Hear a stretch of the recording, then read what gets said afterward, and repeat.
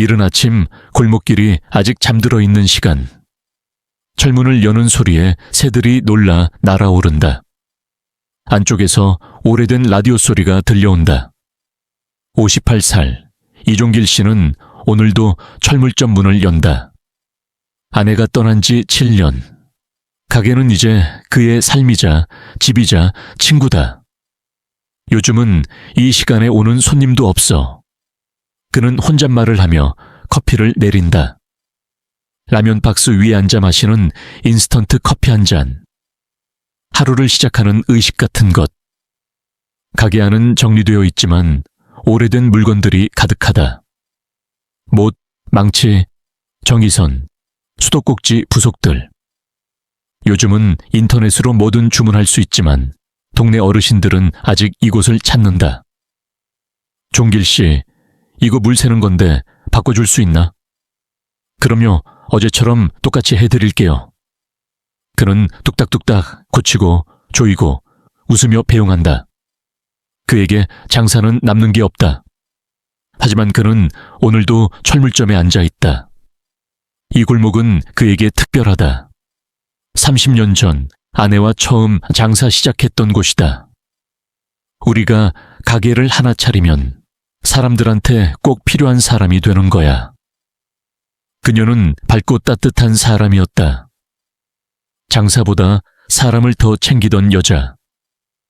단골 할머니의 생신도 기억해 주었고 가게 앞을 청소하면서도 웃음을 잊지 않았다. 그녀가 먼저 세상을 떠났을 때 종길 씨는 처음으로 철물점을 그만둘까 고민했다. 하지만 그만두지 못했다. 이곳은 아내가 남긴 마지막 공간이었기에. 세상은 바뀌었다. 마트가 생기고 인터넷 쇼핑이 당연해졌고 동네 가게들은 하나둘 문을 닫았다. 아빠, 그런 거 이제 다 인터넷으로 사. 아들은 서울에서 직장을 다닌다. 가게를 물려받을 생각은 없다. 이젠 다 시대에 뒤처진 거야. 정리하는 게 어때? 말은 틀리지 않았다. 하지만 종길 씨는 대답하지 않는다. 그저 웃으며 넘긴다. 가슴 한켠이 조금 아릴 뿐이다. 겨울이 오면 가게는 더 조용해진다. 전기장판 하나에 의지해 앉아있는 오후, 그는 오래된 공책을 꺼낸다. 거기엔 아내의 글씨가 남아있다. 힘들면 앉아서 쉬어도 괜찮아요. 하지만 너무 오래 앉아있지는 말아요. 아내의 글씨를 따라 손가락을 움직이던 그는 불쑥 눈물을 삼킨다. 나 잘하고 있는 건가? 그는 가게를 접고 시골로 내려가 조용히 살 생각도 해봤다.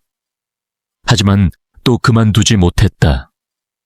여전히 누군가 문을 열고 사장님 하고 부를 것만 같았다. 어느 날 초등학생 아이 하나가 덜그럭거리며 자전거를 들고 들어온다. 이거 체인이 빠졌어요.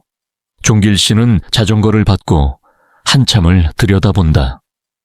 아이 옆에 선 엄마가 미안하듯 말한다. 아무 데서도 안 고쳐준다 해서요. 혹시나 하고 자전거를 고치며 그는 묻는다. 이 동네 살아? 네, 바로 앞 골목이요. 체인을 다시 끼우고 페달을 조이고 기름칠을 하고 난 뒤 그는 아이를 향해 손을 내민다. 다 됐다. 타봐. 아이의 눈이 반짝인다. 우와, 진짜 고쳤어요. 이 아저씨, 진짜 다 고쳐줘요. 우리 집 영웅이에요. 그 말 한마디에 종길 씨의 가슴 한가운데 무언가가 따뜻하게 퍼진다. 그날 이후 아이들이 하나둘 가게로 모여든다. 망치질을 배우고 나사를 조이는 법을 배우고 종길 씨는 아이들에게 말한다. 이런 건 손으로 직접 해보는 게 중요해. 왜요? 손은 거짓말을 안 하거든. 아이들이 웃고 떠들고 가게에 오랜만에 웃음소리가 퍼진다. 종길 씨는 공책 하나를 꺼내 수리수업 일지라고 제목을 쓴다. 그리고 그 옆에 작은 글씨로 이렇게 적는다. 아내가 있었으면 참 좋아했겠지. 명절을 앞둔 어느 날 아들이 불쑥 가게에 찾아온다. 아빠, 여기 아직도 이러고 있어. 종길 씨는 웃는다. 응, 아직도 필요한 사람들이 있어서. 아들은 한참을 말없이 서 있다가 가게 안을 둘러본다. 어릴 땐 이게 진짜 멋진 줄 몰랐어. 근데 대단한 거네. 계속 지켜온 거. 아버지는 대답하지 않는다. 다만 천천히 그 말이 가슴에 스며드는 걸 느낀다. 오늘도 이종길 씨는 문을 연다. 동네 어르신 한 분이 지나가며 인사한다. 사장님, 오늘도 열었네. 열어야죠. 그래야 동네가 안 외롭죠. 가게 문 옆 간판 아래 새로 달린 작은 팻말 하나. 당신은 오늘도 누군가의 이유가 됩니다. 라디오에서는 조용히 봄 노래가 흐른다. 그는 묵묵히, 하지만 따뜻하게 하루를 살아간다. 그날 이후 종길 씨의 철물점에는 이름이 하나 더 붙었다. 작게 인쇄된 종이 간판, 투명 테이프로 유리문에 붙여놓은 글자. 철물학교, 손으로 배우는 작은 기술들. 아이들의 수업은 매주 수요일 오후 4시. 못질, 전기 테이프 감기, 수도꼭지 교체, 손드릴 사용법. 이 작은 공간은 어느새 학교가 되었다. 이런 거 이제 누가 배워요? 그렇게 말하던 어른들도 아이들과 함께 오랜만에 가게 안에 들어와 망치를 들어본다. 누군가는 웃고, 누군가는 기억을 떠올리고, 누군가는 다시 가치라는 단어를 배운다. 가끔 찾아오던 단골, 85, 새 이정순 할머니는 정우 하나를 사러 오던 길에 쓰러졌다. 종길 씨는 병원으로 달려갔지만 그녀는 눈을 감고 있었다. 며칠 후 조문을 마치고 돌아온 그는 가게 안쪽에 있던 오래된 낡은 의자를 바라봤다. 그 자리는 늘 이정순 할머니가 앉던 자리였다. 그는 말없이 의자에 앉았다. 의자 위에는 봉투 하나가 남겨져 있었다. 종길 씨, 오래 살아줘서 고마워요. 당신 같은 사람이 있어 우리 동네가 따뜻했어요. 내가 없는 날에도 꼭 커피 한 잔 해줘요. 그는 편지를 읽고 천천히 눈을 감았다. 그리고 말없이 고개를 끄덕였다. 예, 할머니. 그럴게요. 아들 승우는 다시 가게에 찾아왔다. 이번엔 노트북을 들고 정장을 입지 않았다. 아빠, 이거 봐봐.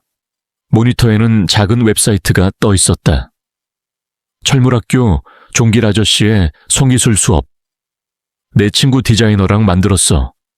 영상 찍고 올려보면 어때? 영상? 응, 요즘은 그게 세상이야. 아빠, 가르치는 거 너무 잘하잖아. 종길 씨는 망설였다. 하지만 아들의 눈빛이 다정했고 어딘가 어린 시절 그 아이가 다시 보이는 것 같았다.